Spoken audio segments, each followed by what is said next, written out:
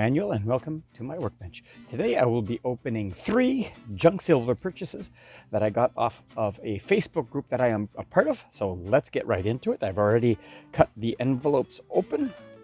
I don't remember what each of these is, so we'll see what it is. Here's the first one. There we go. This one is, just get it centered, a 1964 90% silver Kennedy half-dollar. Awesome. And the mint mark? No mint mark, so Philadelphia. Cool. Let's go for the second one over here. Okay. There we go.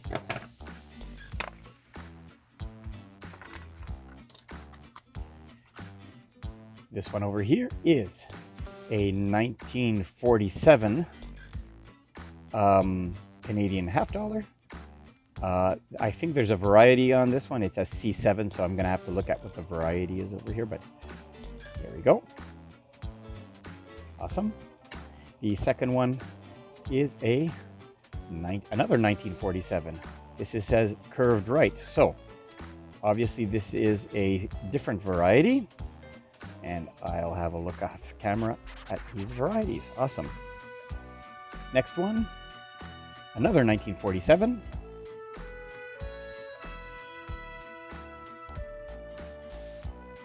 Cool.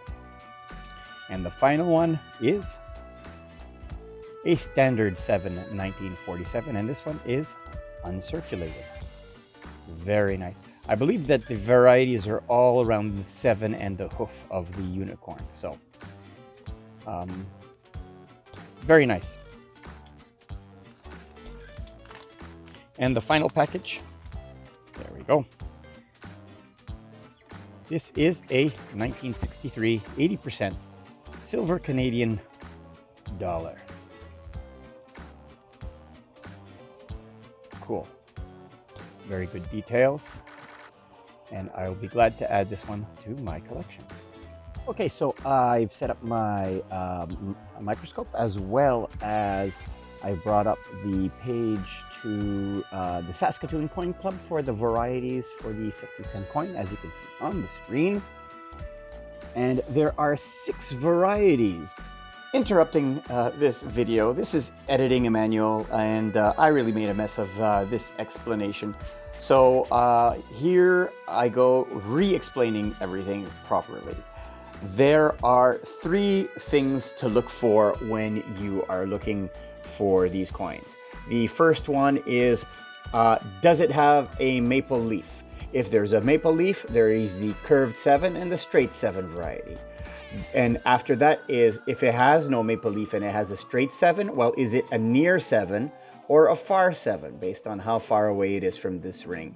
And finally, if it has a curved 7, we're looking for the same thing. Is it a near 7 or a far 7? Here they're called narrow date and wide date. So I hope that this clarifies the varieties to look for in the 1947 Canadian 50-cent coin.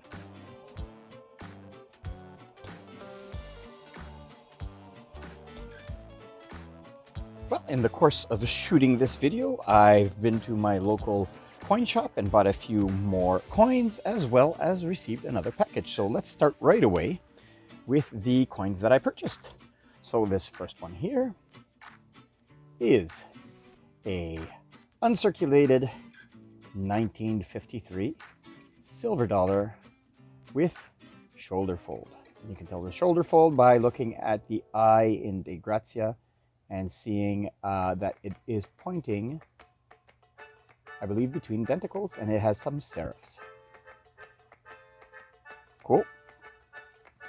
My next one here is a 1939 commemorative silver dollar, showing the Canadian Parliament buildings. On the reverse and on the obverse is King George VI. Cool. The next one is a 1958 commemorative celebrating the 100th year of British Columbia becoming a province. You have a totem pole in the traditional style of the First Nations in British Columbia. And on the reverse, on the obverse, is Queen Elizabeth II. And finally, second last coin is a 1957. And this one has Queen Elizabeth on the obverse as well. And now finally, another one here. This one is a 1961. Again, Queen Elizabeth. Cool. Let me get into this one. I'll open it and take it out and get right back. And here is what was in this package. So this is a junk silver purchase that I did at below spot price. So I got a good price on this one. And the intention was to fill some holes in my collection, as well as have something set aside for future giveaways. So let's go right to the top over here. If I can make out a date on this quarter. This first quarter here is a 1918. This second quarter is a 1934. This third quarter is a 1907. This fourth one is a 1918. And we can see that for these first four, we have King George V on the back. This one here is King Edward. Does it say King Edward? Yeah, 1907 is King Edward. He's facing the other way. King Edward VII. The next quarter over here is from 1943. And then we have a 1960. That's a 1968, a 1964. And this one is in 1939. Of course, the 1967 over here. We have another 1968, another 1968, and a 67. We have the 67 commemoratives with the mackerel. The next dime is a 64, and we have a mercury dime, which is a 1923. Let me check it quickly for a mint mark. I believe the mint mark would be on this side. I don't see a mint mark. Cool. Again, several other mackerels. This one is backwards. This one is also a mackerel. And then we have 1960 and 1956. This one here is I can't make it out. Let me see, 1966. And this one over here is a 1919, 1960, 1956, 1943, and 3 more mackerels. Awesome. So what I'm going to do now is I'm going to get my books and show you the spots that I've filled. Okay, for the 50 cents, the only spots I have for 1947 are the curved 7 and the straight 7, as well as the maple leaf issue. And since all 3 versions, all 4 coins are curved 7s, except we did have one near 7, and the other ones were all far 7s. So this one these ones I will set aside. Okay, on the first page, I put in the 1939 commemorative from Royal Visit. Onto the next page for the 1953, which will go in this page over here. So I already have a 53 shoulder fold, and this is the 1953 no shoulder fold, which will go right here. As the 1957, there are 2 varieties, the normal water lines and the one water line. And to look at that, you have to look at the front of the canoe here. You look at the front over here of the canoe to see if you see 4 water lines or only 1. And I will have a quick look over here off camera in my